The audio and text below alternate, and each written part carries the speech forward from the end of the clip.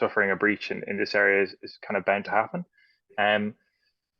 I guess it's the difference in risk. So like, as I mentioned a second ago, currently identities, so digital identities are constantly being compromised. And then, non-digital identities as well are very, very easy there's a lot of fraud. Fraud around identity theft is a huge industry. I think it's a £1 trillion industry globally. And so what a digital identity introduces potential to kind of manage that in a slightly different way. That introduces new risks.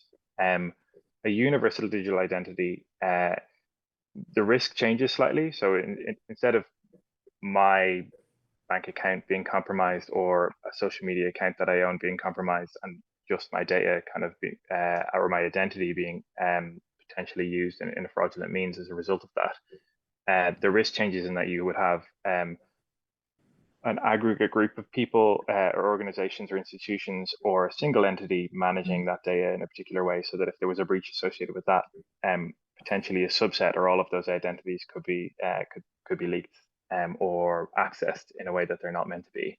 And so so the threat changes. But if you look at examples of this where it's done well in Bank ID in the Nordics, because they've had time to think about how this is done, universality or the universality of this is implemented.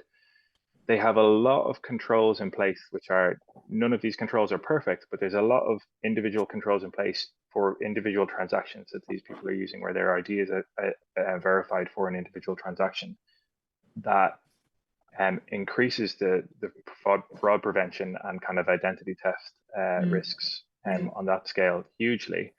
And then with the kind of consultation process that the government is going through, and the organizations like Paula's 1ID and what NatWest are doing, and the kind of the conversations that we're having around this, allow us to set or stall and go, okay, well, there's a secure way to do this, or there is a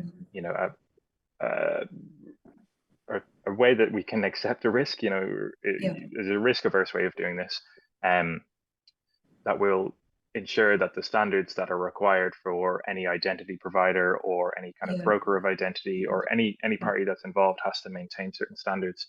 So I think it's a net benefit, even though we are definitely introducing new risks.